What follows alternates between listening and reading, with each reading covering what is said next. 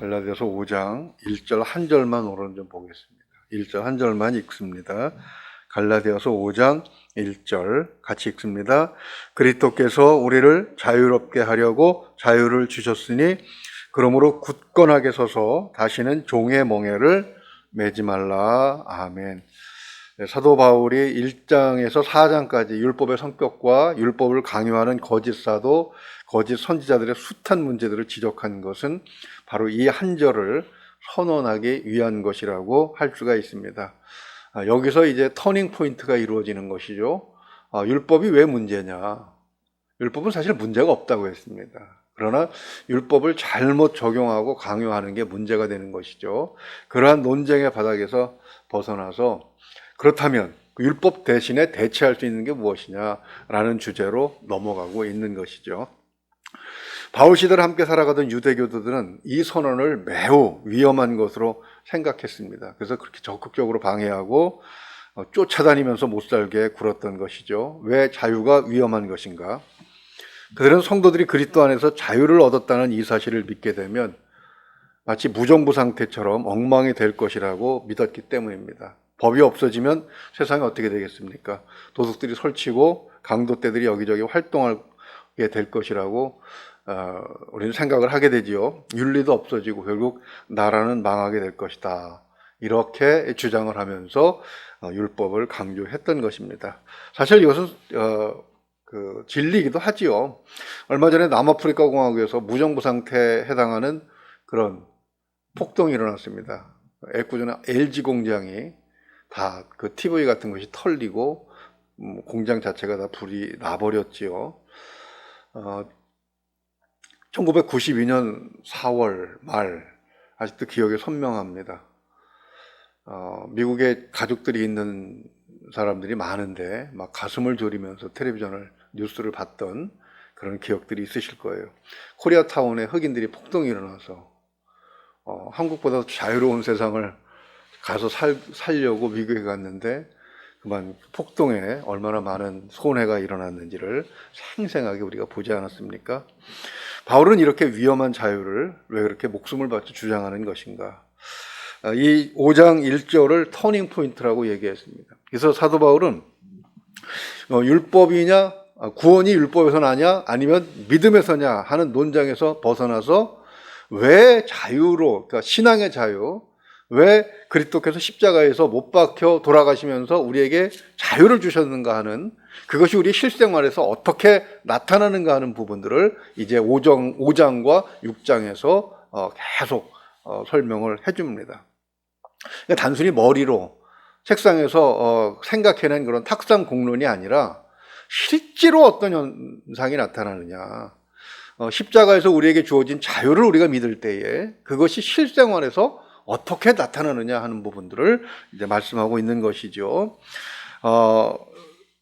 우리가 예수 그리스도께서 십자가에서 우리를 자유롭게 하셨다라고 믿는 믿음을 가졌을 때에 우리는 어떤 삶을 살게 되느냐, 보게 되면 율법자들이 이야기하는 것처럼 오히려 하나님 앞에 반역하는 삶을 살게 된다. 법이 없으니까 방자하게 그렇게 살게 될 것이 아니냐라고 주장하지만 사도는 이어지는 말씀 속에서 그렇게 얘기합니다. 오히려 내적인 절제와 훈련을 통해서 인간이 만든 규제나 규율보다도 훨씬 더 잘 통제가 된다는 것입니다. 그렇습니다. 저희가 중국에서 6년 살고 오면서 중국의 법이 우리 법보다 훨씬 무섭습니다. 우리 법은 요새 너무 물렁물렁해요. 마약을 몇 번씩 하다 잡혀도 그냥 다 집행유예로 풀어주고, 음주운전 하다가 사람이 죽었는데도 집행유예로 나오는 걸 보면서 이래가지고 나라가 제대로 운영이 될까 그렇게 겁이 나는데 중국은 그렇지 않습니다. 마약하다 걸리면 그냥 사형입니다. 소매치기 같은 거 하다가 시장에서 걸리잖아요. 그러면은 경찰에 의해서 완전히 걸레가 됩니다. 사람이 그 자리에서. 그 구두발로 막 완전히 짓이겨서 거의 죽기 일보 직전에 그 소매치기를 트럭에다가 휙 던져버립니다. 이렇게 들것에 싣고 가는 게 아니라. 일말에 그 동정도 없어요. 그럼에도 불구하고 우리보다 도둑도 더 많고 매일 일어납니다. 겁이 없어요. 저도 그런 얘기 말씀드렸습니다만 버스를 타고 가는데 손이 와서 내 가슴을 더듬길래 이게 뭔가 그리고 봤더니 소매치기가 내 눈을 보면서 웃으면서 내 주머니를 뒤지더라고요. 이렇게. 근데 거기서 소매치기야! 그리고 소리치면은 옆구리에 칼이 들어온대. 동료들이 이렇게 옆에 있어가지고. 그래서 그런 얘기를 제가 들어가지고 웃으면서 이제 걸렸으니까 빼라는 눈짓을 이렇게 보냈는데 아주 뭐 여유롭게 슬그머니 빼더니 다음 버스 정류장에서 내리더라고요. 법이 강한데도 소용이 없는 것을 볼 수가 있습니다. 우리나라도 해외여행이 자유화된 것은 1982년 이후입니다. 그때도 사실은 83년부터 자유화됐는데 그때도 해외여행을 나가는 게 자유롭게 진짜 나간 게 아니라 50세 이상, 그것도 200만 원, 그때 돈 200만 원이면 얼마나 큽니까? 1983년 정도 되면은 그 강남의 그 도곡동에 있는 17평짜리 그 연탄 떼는 아파트가 한 1,300만 원 정도 할 때인가요? 200만 원 얼마나 큰 돈입니까? 그 돈을 은행에다 1년 동안, 정부에다가 1년 동안 예치해야만 해외 자유여행 한 번 갈 수 있었습니다. 그러나 1988년 올림픽, 서울 올림픽을 치르고 그 다음에 더 이상 올림픽을 치른 나라가 억압할 수 없잖아요. 결국 89년에 진정한 해외여행이 실시가 됩니다. 그래서 나라가 망했습니까? 물론 IMF도 오고 여러 가지 어려운 점이 많았겠지만 또 기록을 보게 되면 해외로 고위직 정치가들이나 부자들이 돈을 빼돌리다가 걸린 경우도 있었고 또 해외로 이민 러시가 일어나기도 했습니다. 능력 있고 학벌 좋은 사람들이 많이 빠져나갔죠. 그래서 지금 어떻습니까? 그럼에도 불구하고 지금 우리는 망했습니까? 오히려 세계를 눈으로 보고 온 사람들에 의해서 더 발전하고 산업이 발전하고 윤리와 도덕의 중요성을 마음으로 알고 지킵니다. 한밤중에 12시에 여기 12시 넘어서 여기 나가보면 그 광장에 앉아서 여자 혼자서 그 소주 사다가 여기 어디입니까? 마트에서 소주 사다가 훌쩍훌쩍 마시는 여자가 있어요. 그런 나라가 전 세계에 몇 개 없습니다. 강남스타일이 세계를 한바탕 흔들더니 어제 뉴스를 보니까 BTS가 다른 곡으로 또 1등을 해서 미국에서 8주째 1위를 한다는 그런 보도를 보았습니다. 수많은 세계 젊은이들이 한국을 배우려고 몰려들고 있고요. 한국 물건이 세계를 지배하는 그런 경우도 많습니다. 미국 현재 대통령 바이든이 당선되자마자 첫 번째 한 일이 무엇입니까? 한국 기업들 불러다가 미국에다 제발 공장 좀 차려주십시오. 그렇게 신청한 일 아니었습니까? 자유가 주어졌을 때 오히려 그것이 더 큰 효과를 가져온다는 사실을 우리는 가장 잘 느끼는 국민이라고 할 수 있죠. 북한과 우리를 한번 비교해봐도 금방 알 수 있습니다. 북한의 법도 중국의 법을 따라서 굉장히 엄하고 오히려 더 강하게 유지가 되고 있지만 그러나 결과는 어떻습니까? 세계에서 가장 잘 사는 나라 10번째 들어가는 나라와 그 다음에 세계에서 가장 못 사는 나라 끝에서 한두 번째 세워야 되는 나라로 벌어지고 있지 않습니까? 자, 그렇다면 자유가 강한 이유가 무엇인가? 그것을 이제 우리는 갈라디아서 5장, 6장에서 계속 보게 됩니다. 강제로 억압했을 때는 성장하지 않습니다. 스스로 성장하지 않죠. 자유 안에서 책임을 느끼도록 하기 위한 그런 일들이 없다면 성장하지 않습니다. 스스로 생각하고 스스로 문제를 찾아서 스스로 해결해야 됩니다. 그 아이들 공부시킬 때 어떤 분이 그렇게 얘기하더라고요. 아무리 어려워도 스스로 풀게 하고 아무리 늦어도 스스로 하게 해야지. 그죠? 엄마가 옆에서 그것도 못해 임마 그리고 꿀밤 주면서 그거 오잖아 임마 2 더하기 3은 오잖아 그것도 몰라? 계속 그렇게 억압시키면 아이가 잘하겠느냐. 왜 3 더하기 4를 7이라고 못해? 그렇게 하는 것이 바로 종교적 율법, 유대인의 율법이라고 말씀을 하고 있습니다. 너 어렸을 때는 그걸 가르쳐 줘야죠. 그죠? 1 더하기는 2이다. 그걸 가르쳐 주지만 곧 스스로 그러면 10 더하기 10은 20이구나 라고 생각할 수 있게 해줘야 되는 것. 그것이 바로 자유의 힘이라는 것이죠. 무엇이 옳은지, 무엇이 좋은지, 무엇이 해로운지, 무엇이 더러운지, 무엇이 해서는 안 되는 일인지를 판단할 때, 스스로에게 맡길 때 시행착오도 많이 겪습니다. 위험도 많이 겪습니다. 그러나 그렇게 학습된 자유는 오히려 법이 없어도 더 잘 스스로를 지킬 수 있기 때문에 법으로 강제하는 것보다 더 강하다고 하는 것이죠. 이 얘기는 사실 중국 사람이 한 얘기입니다.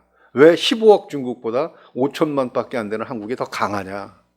왜 15억 중국이 5천만 밖에 안 되는 한국을 부러워해야 되느냐? 은근히 공산당에게 자유를 좀 달라 하고 항의한 그런 내용인데 그분이 중간에 없어져 버렸습니다. 어디로 가는지 몰라요.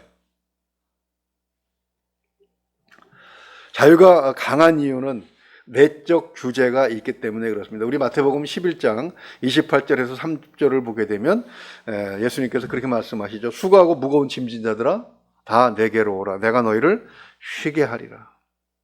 나는 마음이 온유하고 겸손하니 나의 멍에를 메고 내게 배우라. 그리하면 너희 마음이 쉼을 얻으리니 이는 내 멍에는 쉽고 내 짐은 가벼움이라 하시니라.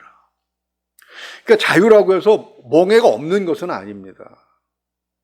그러나 억지로 율법처럼 노예와 같이 씌워놓은 그런 멍에가 아니라 온유하고 겸손한 멍에, 바로 그러한 멍에가 어떤 것인지를 사도 바울은 실질적인 삶 속에서 이제 가르쳐주고자 하는 것이죠. 그래서 5장 13절만 먼저 한번 읽어볼까요? 5장 13절. 형제들아 너희가 자유를 위하여 부르심을 입었으나 그러나 그 자유로 육체의 기회를 삼지 말고 오직 사랑으로 서로 종노릇하라. 그러니까 멍에가 있는데 그 멍에는 어떤 멍에입니까? 사랑의 멍에라는 거죠. 사랑의 멍에라는 것입니다.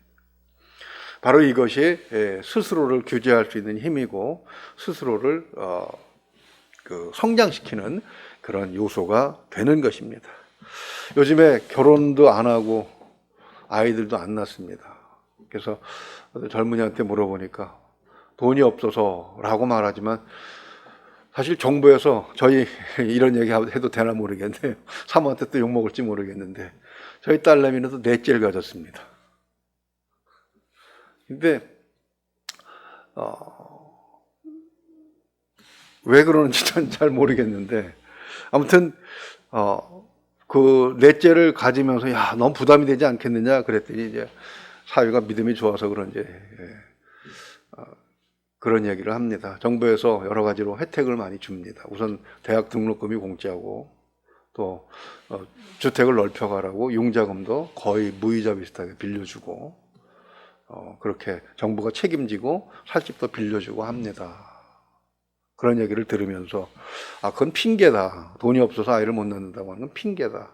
그러면서 이제 실질적인 내용을 들어보면 자기의 자유가 억압될까 봐 애를 안 낳는다고 하는 얘기를 들으면서 이게 문제구나. 그럼 아이를 낳아서 키워보면 어떻습니까? 세상에 그죠? 저희 집사람하고 늘 후회하는 게 우리가 하나를 더 낳지 않은 것이 너무나 속상하고 안타깝다. 아이들이 성장하는 것을 보는 것보다 더 큰 기쁨이 어디 있느냐. 이렇게 이제, 그죠? 우리가 버는 돈을 그냥 다 빨아들이시듯이 아이들이 사용하고, 그리고 우리의 시간을 뺏어가고, 밤에 잠도 못 자게 만들고. 하지만 그런 아이를 붙잡고, 그죠?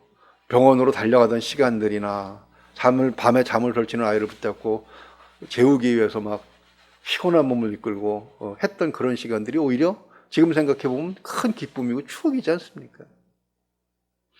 예수님께서 우리에게 요구하시는 자유, 하나님을 사랑하는 사랑은 바로 이런 것이기를 원하는 것이죠. 이제 바울은 논쟁에서, 막 거친 논쟁에서 실질적으로 넘어가기 전에 강력하게 선언하고 있는 것입니다. 그리스도께서 우리를 자유롭게 하려고 자유를 주셨어요. 자유롭게 하려고 자유를 주셨어요. 예수님께서 십자가에 못 박혀 돌아가신 이유, 하나님 아들이 우리와 같은 인간으로 오실 때 더 천하고 더 힘든 삶을 사신 이유는 바로 우리에게 자유를 주시려고 하시는 것이다. 그런데 왜 다시 종의 멍에를 억지로 그렇게 쓰려고 하느냐. 이렇게 안타까운 경고를 하고 있는 것이죠.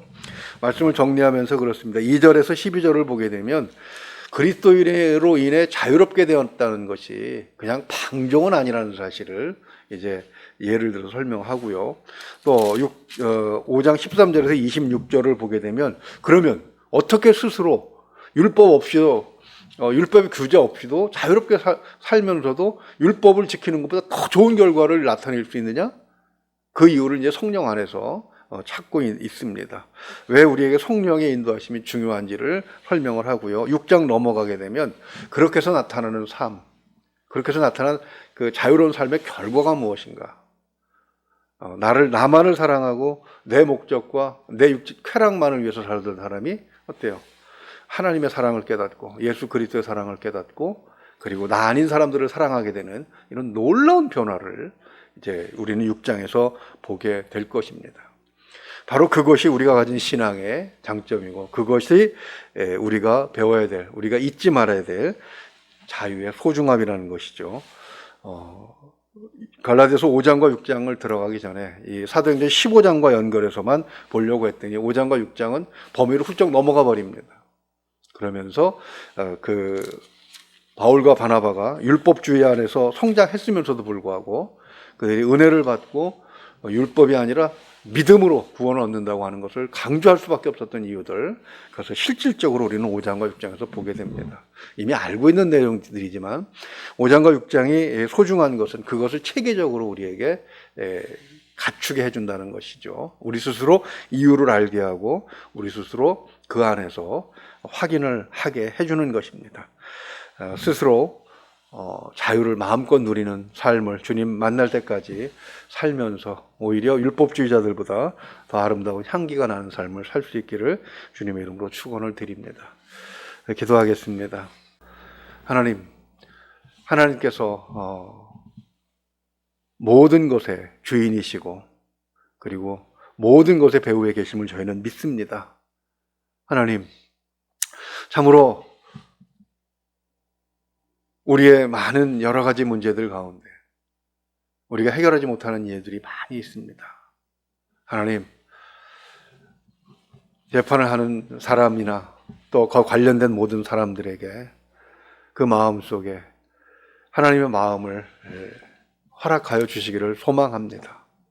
가장 좋은 결과, 가장 아름다운 결과, 그리고 누구도 억울하지 않는 결과를 도출해낼 수 있도록 하나님 도와주시고 인도하여 주시옵소서. 사랑하는 주의 백성들이 하나님의 능력을 체험하고 또 감사할 수 있도록 좋은 결과 드러나기를 소망합니다. 내가 겪는 일은 아니지만 사랑으로 그 아픔에 동참하고 있사오니 우리 권사님 마음에도 또 함께 하시는 다른 권사님들 마음에도 평안과 축복을 허락하여 주시옵소서. 참으로 코로나19로 인해서 여러 가지 규제를 받습니다. 그러나 사랑으로 그 모든 것들을 감당하게 하시고 비록 그 규율을 따르기는 하지만 하나님 놓여진 곳에서 마음의 자유를 마음껏 누릴 수 있도록 우리를 붙들어 주시옵소서. 이기게 하실 줄을 믿고 감사하며 우리 주 예수 그리스도 이름으로 기도하옵나이다. 아멘.